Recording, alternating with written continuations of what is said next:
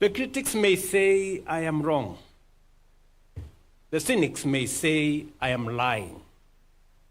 And the naysayers may even say I am mad. But what if they are wrong? And they are. Pause for a moment. What if I am an agent of destiny for the transformation of our nation, whose promise has been delayed for far too long? Pause. Reflect. Think. Give me a chance.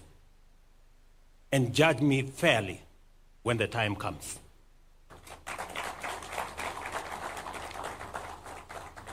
But we remain focused, purposeful, and committed to delivering what Kenya truly deserves. This is neither a gamble nor an experiment.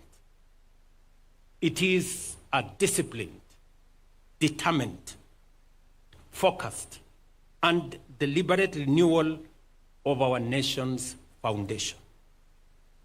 Even the most hardened, die-in-the-wool doubting Thomases will soon see a country reborn, a Kenya that dared to dream big, push harder, and break free from the chains of mediocrity. To paraphrase the Irish playwright and critic George Bernard Shaw, and I quote, "Some people see things as they are, and they ask why. We dream of things that never were, and ask, why not?"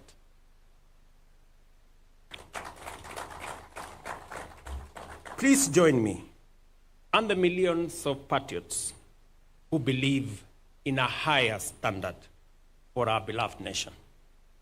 And let us march forward boldly, unbowed, and first march into the future. This is my statement. But allow me to say two more things so that I can conclude. Ladies and gentlemen, we have a great nation.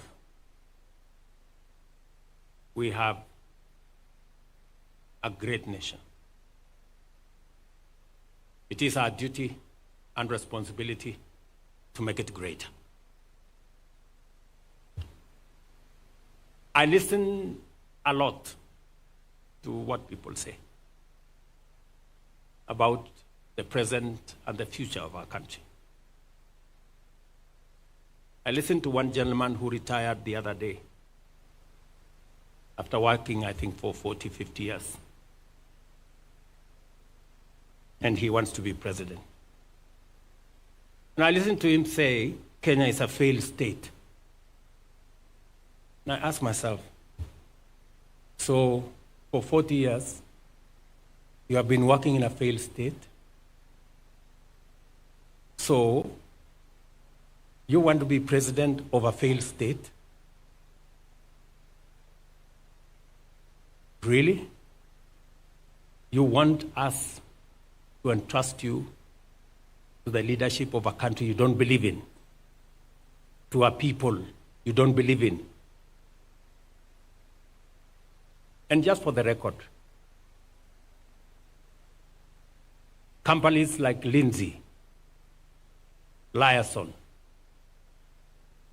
an exchange like Nairobi Stock Exchange, the best listed stock exchange last year in Africa, they don't exist in failed states.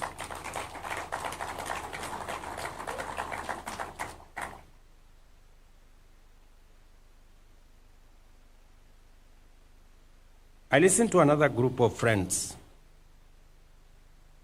and Kenyans, brothers and sisters, who say Ruto must go. And for sure, just like those who were there before me, my time will come and I will go. Just like those who were there before me did.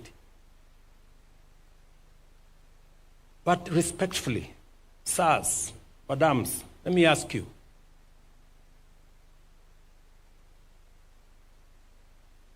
So, what are your reasons for this Ruto must go? I'm sure it's not because of the spelling of his name. Maybe because you don't agree with the ideas, the policies, and the plan he has for our nation, which is okay. But please, would you kindly favor us with your counter plan, with your alternative plan? Because the more I listen,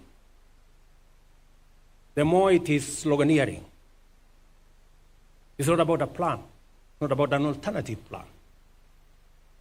And, hey, we cannot replace a plan you don't like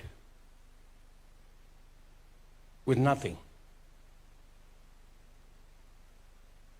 And I hear my brothers and sisters say, let Ruto go, then we will figure out. And we will tell you what is the alternative plan later. We cannot tell you now. To me, that sounds like the wash conmanship.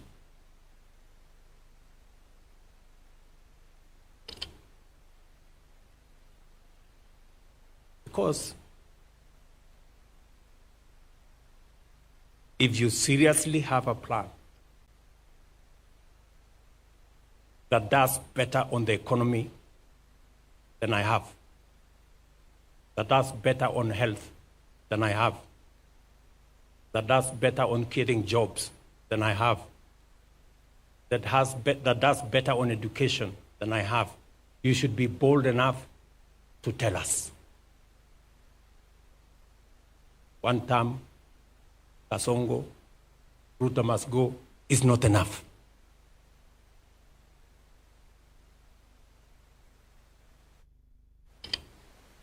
And we are going to have a candid conversation.